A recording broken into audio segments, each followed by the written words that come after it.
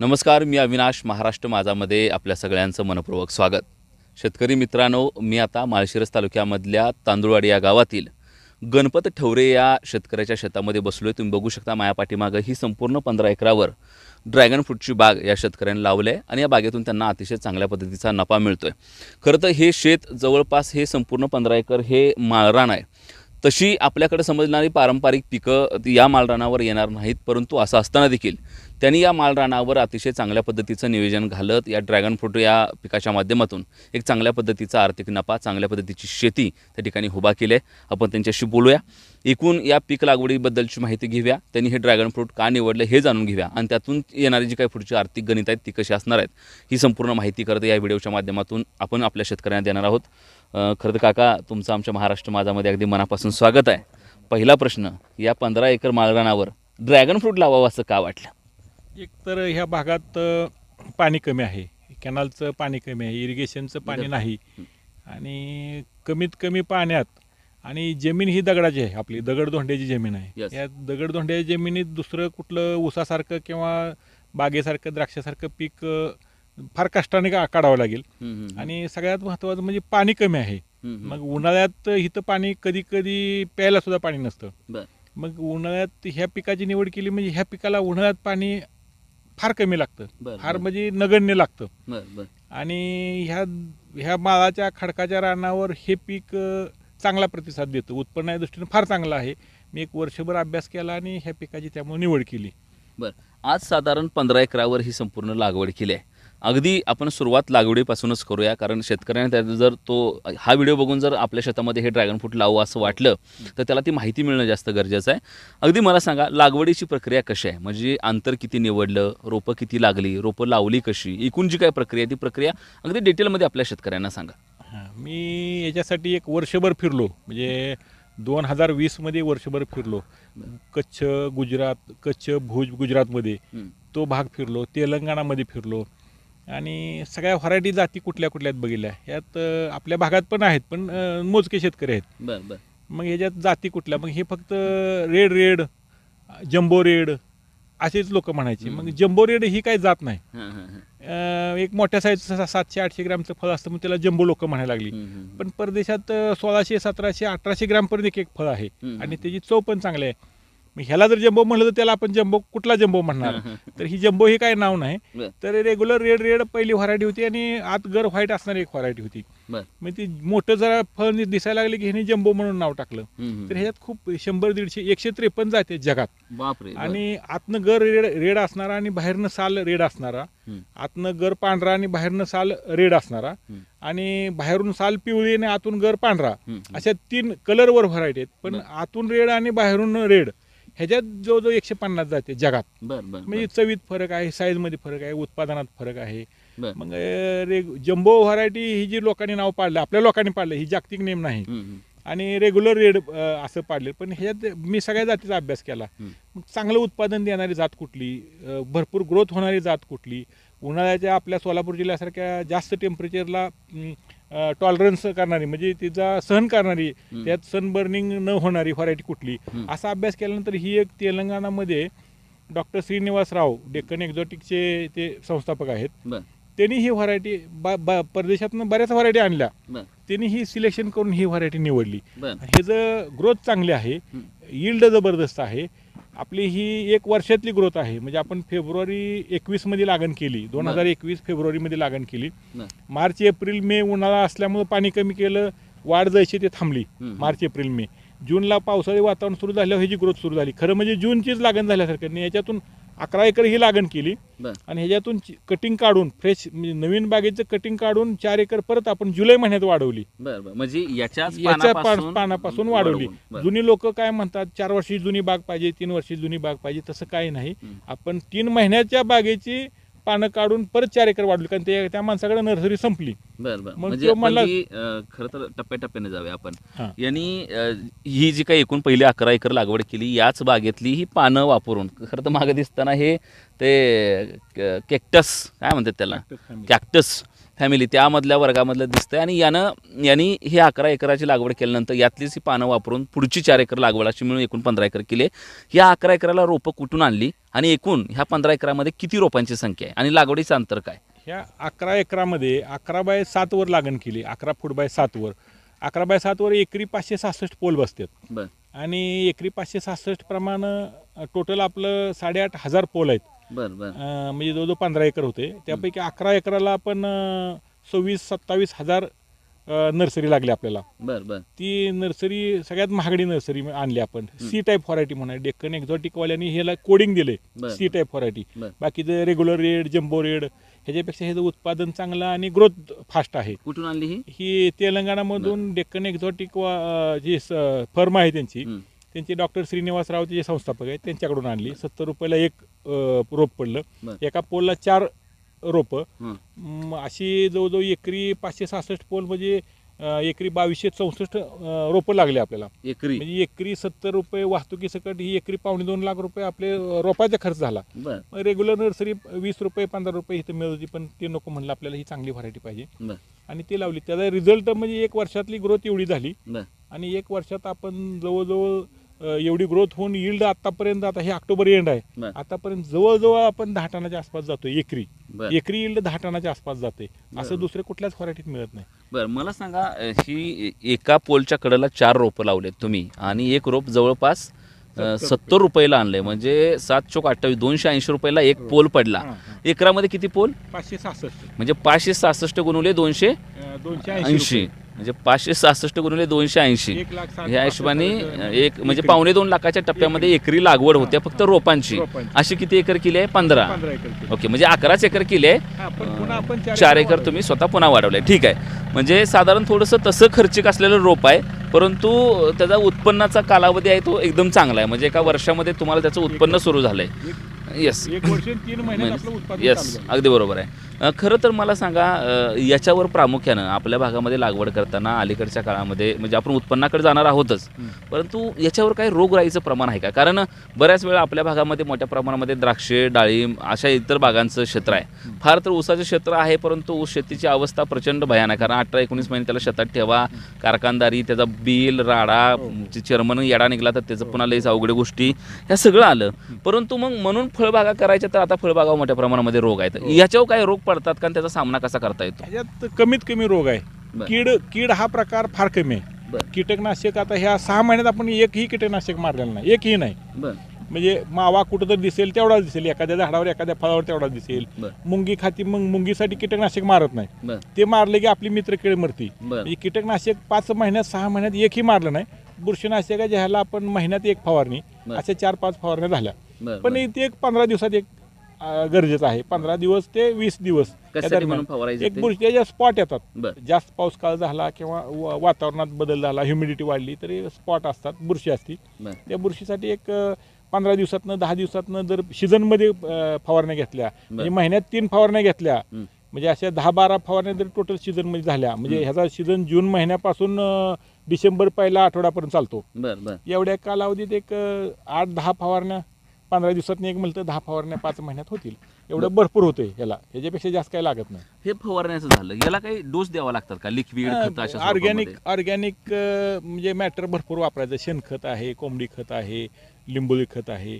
बाकीचं organic matter जेवढं वापरलं तेवढं ह्याला चांगलं आहे, त्याला रिस्पॉन्स चांगला देते. बरं. आणि रासायनिक वापरतो आपण, पण फार कमी प्रमाणात वापरतो. म्हणजे गरजेप्रमाणात. आता फळं आहेत, फळाला पोटॅश लागतं, थोडंसं पोटॅश विद्राव्य स्वरूपात पाण्यात विरघळणारं ड्रीपमधून द्यायचं, किंवा वाढीच्या काळात NPK 19-19-19 किंवा पण कमी प्रमाणात. जेवढं जास्त प्रमाण वाढवू रासायनिकचं तेवढं आपले प्रॉब्लेम वाढले. म्हणजे ह्याच्यावरचे फंगस म्हणा, बाकीचे रोगराई ह्याच्यावरची वाढू शकते.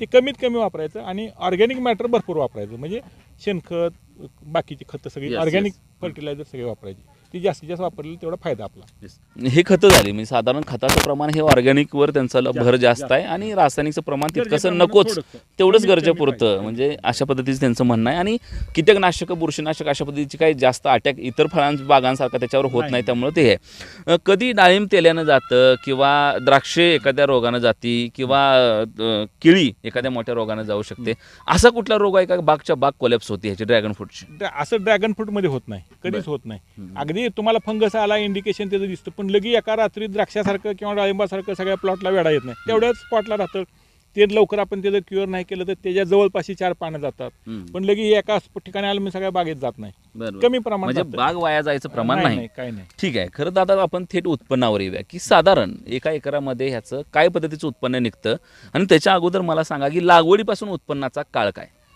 लागवडीपासून साधारणपणे एक पावसाळा गेला, लागवडीनंतरचा एक पावसाळा समजा जूनमध्ये लावलं तर तुमचं पुढच्या जूनला उत्पन्न चालू होतं. म्हणजे बरोबर 12 महिन्यात एक पावसाळा जाऊन पुढच्या पावसाळ्यात चालू होतं. मग आता आपण फेब्रुवारीला लावलं, फेब्रुवारी लावल्यामुळे पहिल्या पावसाळ्यात उत्पन्न घेतलं नाही, फुलं लागली पण आपण तोडून टाकली कारण झाड वाढण्यासाठी. आणि पुढच्या पावसाळ्यात म्हणजे 22चा पावसाळ्यात आपलं उत्पन्न चालू झालं. म्हणजे जूनला लावलं, जुलैला लावलं तर पुढच्या जूनला उत्पन्न चालू होतं 12 महिन्यात. अगदी ऑगस्टला जरी लावलं तर पुढच्या ऑगस्टला चालू होतं 12 महिन्यात उत्पन्न. आणि नोव्हेंबर डिसेंबरला लावलं तर मग शेवटी तुम्हाला थोडं उत्पन्न मिळतं. म्हणजे आणि त्याच्या पुढच्या जूनला चांगलं उत्पन्न मिळतं. पण जनरली एक पावसाळा गेल्यानंतर नेक्स्ट पावसाळ्यात चांगलं उत्पन्न येतं. आणि ह्या व्हरायटीला उत्पन्न 8 ते 10 टन मिळालाच पाहिजे, आणि मिळतंय ह्याच्यात उत्पन्न 10 टनापर्यंत एक पहिलं उत्पन्न. आणि नेक्स्ट इयरला ह्याच्या डबल जातं. मी जवळजवळ 18 ते 22 टनापर्यंत जातं. तुम्ही कष्ट कसं वापरताय, कसं मॅनेज करताय, 22 टनापर्यंत निघू शकतं, कमीत कमी 18 टन निघू शकतं. एकरी 18 ते 22 टन उत्पन्न दुसऱ्या वर्षापासून. आता हे पहिल्या वर्षात 10 तुम्ही चांगली व्यवस्थित त्याला निगा राखली, बागेची व्यवस्थित काळजी घेतली, म्हणजे मॅटर ऑर्गॅनिक मॅटर हे व्यवस्थित वापरलं तर तुम्हाला 10 टनापर्यंत एकरी ह्यात उत्पन्न निघेल. ह्या वाढीला निघतं. नाहीतर रेग्युलर जी रेड आहे बाकीचं किंवा जम्बो रेड आहे ह्यात उत्पन्न एकरी पहिलं 1.5 ते 2 टन, दुसऱ्या वर्षी 3.5 ते 4 टन दुसऱ्या वर्षी, आणि तिसऱ्या पिकाला 7.5 ते 8 टन. म्हणजे हा फायदा सुरुवातीचं रोप 70 रुपयाने घेण्याचा आहे. तर म्हणजे जर सुरुवातीची रोपाची खरेदी जर चांगल्या पद्धतीची केली, काकांनी इथं 20-25 रुपयाला रोपे मिळत असताना देखील त्यांनी तेलंगणामधून 70 रुपयाने रोप आणलं, आणि त्या ठिकाणी चांगल्या पद्धतीचं पोषण केल्यानंतर आता जवळपास पहिल्याच वर्षी एकरी 10 टनाच्या आसपास त्यांचा अवरेज निघतंय. आणि त्यांचं म्हणणं असं आहे की पुढच्या वर्षी हे उत्पन्न जवळपास डबल, म्हणजे 17 ते 18 म्हणजे जवळपास 20 टनापर्यंत त्यांना उत्पन्न निघणार आहे. खरं तर उत्पन्नाचा विषय निघालाय तर थोडीशी अर्थकारणाची गणितं देखील आपण घालूया. काका, खर्च किती होतोय आपण हे बोललोच, अगदी शेवटी त्याच्या आकड्यात देखील सांगू, परंतु मला सांगा की ह्याचं एका एकरामध्ये साधारण 10 टन निघत असताना काय पद्धतीचा किलोला रेट आहे आणि एकरी काय पद्धतीची रक्कम होते. आता यावर्षी आपल्याला हायेस्ट रेट 250 रुपयाने विकला. आपण एक लोड आपला 2.5-3 टनाचा लोड 250 रुपयाने विकला, 245 रुपयाने विकला. आणि कमीत कमी 90 रुपयाने पण विकला. म्हणजे जेव्हा जुलैमध्ये मुंबईत पाऊस होता आणि पावसामुळे कुठली आवक गाड्याची येत नव्हती, आणि गाडेवाले विकणारे खरेदी करणारे माल गाड्यावर विकायला पाणी असल्यामुळे ती घेत नव्हती, त्यावेळेस 90 रुपयाने शेवटचा एक इकडे त्या केरळाला गेलं त्यावेळेस केरळ भागात 90 रुपयाने लोएस्ट रेट, 90च्या खाली नाही आणि 245च्या वर नाही, आणि ॲव्हरेज 100च्या पुढं. आता सुद्धा आपण आता दिवाळी आहे, सण चालू आहे, लोकांची फळं खाण्याची क्षम आहे, तरी 120च्या दरम्यान आपण सरासरी रेट काय मिळाला. सरासरी ह्या वर्षी 90 आणि वरचा 245 पकडला, ह्या वर्षी सरासरी आपल्याला 120 रुपये 15 रुपयाच्या दरम्यान पडेल. अजून सीझन चालू आहे ना, आता हे थोडा 115 ते 20 रुपये. म्हणजे अगदी मी तर सुरुवातीला लावताना 100 रुपये रेट धरला होता. गेल्या वर्षी 130 रुपये लोकांना राहिले. गेल्या वर्षी 2021च्या हार्वेस्टिंग मध्ये. 22च्या हार्वेस्टिंग मध्ये मी लावताना 10 टन माल निघेल आणि 100 रुपये ॲव्हरेज निघेल असं मी धरलं होतं, पण 115च्या दरम्यान मला पडेल ह्या वर्षी. बरं, आता गणित सांगा मला की नेमकं याचं एकरी 10 टन धरलं आणि 120 रुपये किलोचा जर रेट धरला तर साधारण एकराला किती रुपये होतात याचे. 10 टन उत्पन्न धरलं, 120 रुपये धरलं, म्हणजे 120 रुपये 105 रुपये धरलं तर 11 लाखाच्या दरम्यान ह्याचं उत्पन्न पहिल्या वर्षी होतं.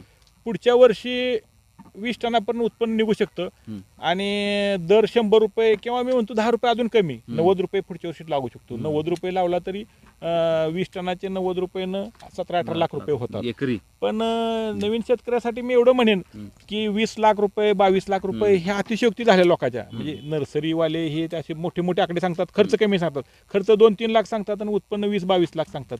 ह्या गोष्टीवर जायचं नाही. भविष्यात आपण हे जर 20 टन म्हणतोय तर अजून तुम्ही कमी धरा उत्पन्न, 15 टनच रिअलिस्टिक उत्पन्न धरा.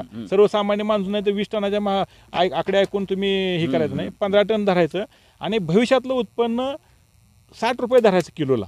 एक 4-5 वर्षानंतर बागावाल्यानंतर 60 रुपये धरा. 60 रुपयाच्या खाली शक्यतो जाणार नाही, कारण आज सफरचंद, पेरू, डाळिंब कुठलंही फळ 60च्या खाली नाही. आणि 60ला तुम्ही विक्री झाली, तुमची खरेदी झाली तर सर्वसामान्य ग्राहक 100 रुपये 120 रुपये त्याला मिळेल. म्हणजे चिक्कू सफरचंद किंवा डाळिंबाच्या भावात गरिबाला मिळेल तेव्हाच ह्याचा खप वाढणार आहे. म्हणजे 60 रुपयाच्या म्हणजे दरम्यान अजून हे उत्पन्न तसं खायला गरीबाच्या आवाक्यातलं फळ अजून नाही. त्याच्या आवाक्यात गेला. आम्ही 100-115 रुपये रेट म्हणजे तो विकणारा माणूस रिसेलर तो 200 रुपयाच्या पुढे विकतो. गरीबाला ती परवडत नाही, घेत नाही गरीब. मग ती बाकीची सफरचंद घेतो 100 रुपये किलो. आणि गरीबाला हे जर खायचं असेल तर याच्या बागांचं प्रमाण वाढणं गरजेचं आहे. आणि रेट कमी व्हायला पाहिजे. 60 रुपये रेट व्हायला पाहिजे. 15 टन उत्पन्न धरायचं. 60 रुपयानं 9 लाख रुपये होतील. 9 लाख मध्ये 2 लाख 2.5 लाख खर्च धरायचा. लोक म्हणतात 1 लाख खर्च होते, पण नाही, 2-2.5 लाख खर्च धरायचा. म्हणजे तुम्ही 9 लाखात 30% खर्च धरा, 3 लाखापर्यंत खर्च धरा. 5 ते 6 लाख भविष्यात हे एकरी तुम्हाला कायमचं उत्पन्न देणार पीक आहे. शेतकरी कसं आहे बघा, याला शेतकरी ना कायम असा उदार असतोय. म्हणजे काकांचं बाग कसं आहे की त्यांच्या बागाला आता 120 रुपयांच्या आसपास दर मिळतोय, परंतु त्यांचं म्हणणं असं आहे की त्यांना 60 रुपयाचा दर मिळायला पाहिजे. का 60 रुपयांचा दर मिळायला पाहिजे? कारण गरिबांनी ते खाल्लं पाहिजे. आज बाजारामध्ये यांच्याकडूनच 120 रुपयाला जात असल्यानं खाली त्याची रिसेलिंगला विक्री जवळपास 180 ते 200 रुपयानं होत असल्यामुळे सर्वसामान्यांच्या आवाक्यामध्ये हे फळ नाही. बऱ्याच वेळा फक्त आरोग्याचे काही प्रश्न उद्भवले की अशा पद्धतीच्या फळाची शक्यतो खाल्लं जातं किंवा मागणी केली जाते. परंतु शेतकऱ्याचं असं म्हणणं आहे की आम्हाला रेट अजून कमी मिळू द्या, पण बाजारामध्ये विकताना त्याचा रेट सर्वसामान्यांच्या गोरगरिबाच्या आवाक्यामध्ये येऊ द्या, कारण जेणेकरून त्याला हे फळ खायला मिळालं पाहिजे. खरं तर इतका उदार शेतकरी काका शेतकरीच होऊ शकतो. शेतकऱ्याचा खप वाढतोय ना. आज गोरगरीब खात नाही त्यामुळे ठराविक शहरात जाते. गोरगरीब खाल्ल्या कुठेही गाड्यावर कुणी घेतोय ना ह्याला विकत. 100 रुपयाने किलो म्हणजे कुणी 50 रुपयाने जर रेट गेला आणि 15 टन माल काढला तुम्ही, 15 टन एकरी, तर 7.5 लाख रुपये झाले. 2.5 लाख रुपये खर्चात धरायचे, पण 30% खर्च 2.5 लाख. 5 लाख कुठल्याच पिकात मिळत नाही ना आज. आणि 5 लाखाचं गणित धरूनच शेतकऱ्यांनी ह्यात पडायचं. 20 लाख 25 लाख एकरी अशा आकडे ऐकून ह्या पिकाकडे वळायचं नाही. आपला 15 टन माल निघेल दुसऱ्या वर्षापासून आणि 50 रुपये रेट मिळेल. 7.5 लाख रुपये होतील. 2.5 लाख खर्च करायचा मेंटेनन्सचा आणि 5 लाख रुपये नेट करायचे. ह्याच्या खाली तुमचं 20 वर्ष तरी येणार नाही. अगदी बरोबर आहे. म्हणजे पुढे ह्या पिकाला भविष्य आहे असं त्यांचं म्हणणं आहे. आता जे ते रेट सांगतायत 50 रुपये वगैरे येईल, हा त्यांचा यावा असे अपेक्षा पुढे कधीतरी येईल जेव्हा बागा वाढतील त्या. तुर्तास तरी याचा रेट 110-120 रुपये आहे. काकांना त्यांच्या बागेमध्ये सरासरी सध्या पहिलं पीक हे 10 टनाच्या आसपास निघते आणि त्याला 120 रुपयांचा दर मिळतो. त्यामुळे एकरी 10-11 लाख होत आहेत. त्यांचं म्हणणं अतिशय बरोबर आहे की बऱ्याच वेळा शेतकरी अशा पद्धतीचे लाखोंच्या आकडे ऐकतो आणि ह्या फंदात पडायला जातो आणि पुढे मग तितकंसं त्याला उत्पन्न नाही निघालं की निराशा पदरी येते आणि मग शेतकरी हातबल होऊन जातो की आम्ही ऐकलं होतं की त्याच्यामध्ये एवढं उत्पन्न आहे, तितकंसं मिळालं नाही. त्यामुळे हे काकांचं बरोबर आहे की पाय जमिनीवर ठेवूनच पुढचं नियोजन करणं अपेक्षित आहे. काका 15 एकराच्या हिशोबावर जाऊ. तुम्ही मागाशी हे सांगितलंच की 2.5 लाख रुपयांची नुसती रोपच लागली, परंतु इथं डांब दिसत आहेत, खाली ठिबक दिसतंय, ही सगळी यंत्रणा. याला पहिल्या पिकासाठी एकरी काय पद्धतीचा खर्च आला, त्यानंतर उत्पन्नाकडे जाऊ. पहिल्या पिकासाठी साधारणपणे 7 लाखापर्यंत खर्च येतोय. म्हणजे डांब 100-200 रुपयेपर्यंत, वरची प्लेट 180 ते 200, म्हणजे अन्य वाहतुकीसकट 400 रुपये जातात. रोपं आता ही मला महाग लागली त्यामुळे 280, म्हणजे वाहतुकीसाठी मला 300 रुपये गेले. म्हणजे डांब 200, वरची प्लेट 200, वाहतुकीसकट 400 आणि रोपाचे 300, हे 700 रुपयेनं. पोल उभा करण्याचे 70 रुपये, 770 रुपयेनं बेसिक खर्च म्हणलं. 566 पोलचा एकरी 4.25 लाख रुपये खर्च झाला. हा, पुन्हा ड्रीप आहे 50-60 हजार रुपये ड्रीप लागले, म्हणजे हे 5 लाखाकडे गेलं. पुन्हा शेणखत आहे, ह्या 6 वर्षातली मजुरी आहे सगळी. हा खर्च माझा पहिलं पीक तोडेपर्यंत माझा 7 लाखाकडे गेला. हा एकरी हा 2-2.5 लाख मगाशी जे खर्च सांगितला तुम्हाला तो मेंटेनन्स आहे. तिथून पुढच्या सेकंड इयर पासून प्रत्येक वर्षीच्या मेंटेनन्सचा खर्च आहे. म्हणजे हा बेसिक खर्च येत नाही. म्हणजे आता पहिल्या वर्षी त्यांना रोपं आणल्यानंतर डांब आणणे, डांबाची लागवड, त्याला वरच्या प्लेटा म्हणजे ते अँगल बसवणं, कारण ते झाड असं पसरायला पाहिजे, आणि ह्या इकडे सगळ्याची मजुरी, खालचं ठिबक, लागणारी खतं तर तुम्हाला दरवर्षी लागणार आहेत. म्हणजे पण पुढच्या वर्षीपासून तुम्हाला हा जो काही बेसिक खर्च आहे तो होणार नाही. पुन्हा एकरी जवळपास 2.5 लाखांचा खर्च येईल आणि उत्पन्न जवळपास 16-17 टनाच्या आसपास निघणार आहे. तुर्तास तरी पहिल्या वर्षीची लागवड, पहिल्या वर्षीचं उत्पन्न ह्या गणितामध्ये अगदी काकांकडून हा शेवटचा आकडा घेऊया की 1 वर्ष झालंय लागवड करून, जवळपास 1 ते 1.25 वर्षाच्या लागवडीमध्ये पीक सुरू झालंय. हार्वेस्टिंग आता जवळपास या टप्प्यामध्ये पुढे चालले आणि शेवटच्या स्टेजला आले. यामध्ये त्यांना सरासरी किलोला मिळालेला दर हा 115 ते 120 रुपयांचा आहे. एकरी यांचं म्हणणं आहे सरासरी जवळपास 10 टनाच्या आसपास अवरेज निघलंय. 15 एकराची बाग आहे काका. 15 एकराची बाग, एकरी 10 टन, या वर्षीचा सरासरी, पुढच्या वर्षीचा आपण बघू. 110 रुपये. काय झालं गणित? जरा तुम्ही इंजिनियर आहे जरा. 1,65,000च्या घरात जातं की 1,65,000. 1,65,00,000. 1,65,00,000. हा, मी चुकलो आकडा म्हणायचं. 1,65,00,000. आणि ह्याच्यामध्ये साधारण खर्च यावर्षी मोठ्या प्रमाणामध्ये आहे, कारण बेसिक खर्च खूप झाला आहे. डांब असतील, ठिबक असेल, प्लेटा असतील किंवा रोपांची रोपांवर सगळ्यात महत्त्वाची गोष्ट आहे की ह्यांनी आणलेली रोपं 70 रुपयाचे एक रोप, इतकी महागडी रोपं ह्यांनी आणलेत आणि त्याचा चांगल्या पद्धतीचा नफा मिळतोय. हे झालं काका उत्पन्न. म्हणजे आपण धरलं की यावर्षी 120 रुपयाच्या दरानं सरासरी एकरी 10 टन म्हणलं तरी पण 12 लाखाच्या आसपास गेलो आपण. मला सांगा याचं मार्केट कुठं आहे? कारण हे पिकवायला येईल आपल्या शेतामध्ये, मार्केट कसं शोधलंय, आता सध्या कुठं जातो माल किंवा कुठं गेला किंवा कुठं घालावा चांगला दर मिळतो तिथं? याचं मार्केट खूप आहे.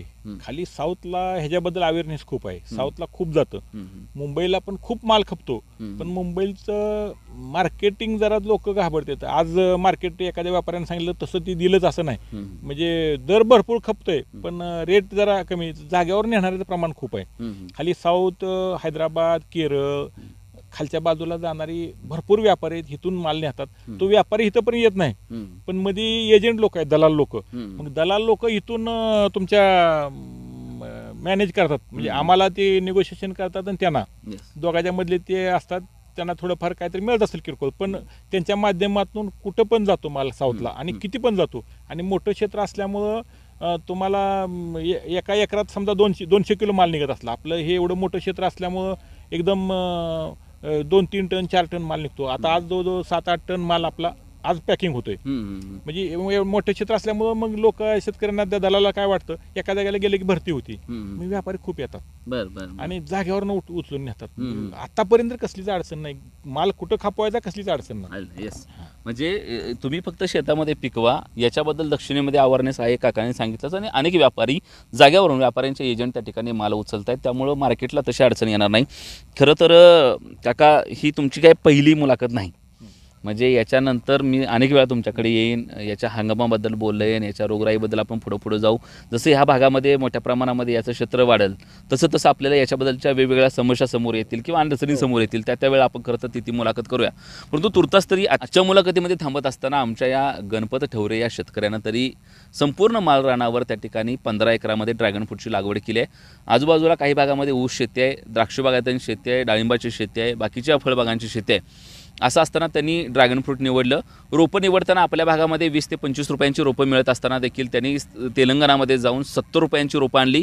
बेसिक खर्च व्यवस्थित करून, त्याची बांधणी व्यवस्थित करून, त्याची उभारणी व्यवस्थित करून प्लॉट चांगल्या पद्धतीनं आणला आणि पहिल्या वर्षामध्ये जवळपास एकरी 10 टनाचं उत्पन्न काढत असताना त्यांनी जवळपास 120 रुपयांचा दर मिळवत एकरी जवळपास 11 ते 12 लाख रुपयांचं उत्पन्न आणि एकूण 15 एकरामध्ये जवळपास 1.25 कोटी रुपयांचं उत्पन्न खरं तर त्यांनी घेतलं आहे. आणि हे उत्पन्न घेत असताना त्यांचा अतिशय दूरदृष्टीचा विचार आहे. मोठ्या प्रमाणामध्ये त्या ठिकाणी येणाऱ्या काळामध्ये या ड्रॅगन फ्रूटला भविष्य असणार आहे.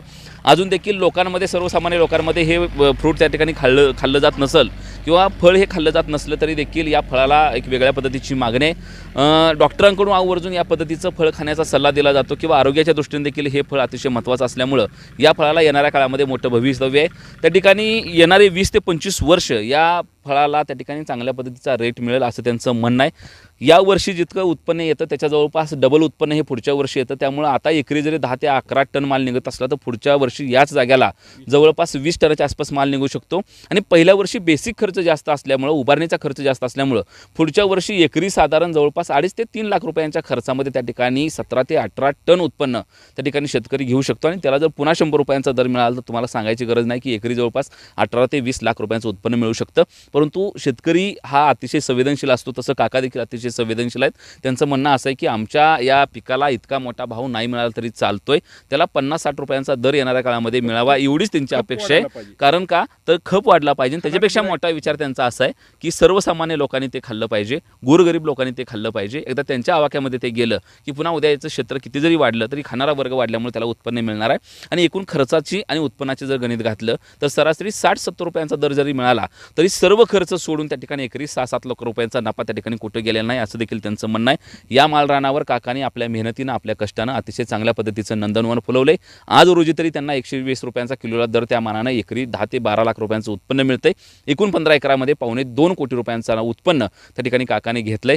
खरं तर आपल्या भागामध्ये ड्रॅगन फ्रूटची लागवड करायला हरकत नाही, कारण वातावरण त्या ठिकाणी अतिशय चांगलं आहे, सुटेबल आहे. या वातावरणामध्ये ड्रॅगन फ्रूट येते, त्याचं योग्य नियोजन केलं, त्याची सेटिंग व्यवस्थित हाताळता आली तर त्या ठिकाणी येणाऱ्या काळामध्ये एक वेगळा प्रयोग आपल्या शेतीमध्ये करून भरघोस पद्धतीचा नफा मिळवण्यासाठी ड्रॅगन फ्रूटचं पीक हे शेतकऱ्याचं त्या ठिकाणी येणाऱ्या काळामध्ये चांगल्या पद्धतीचं मित्र बनू शकतं.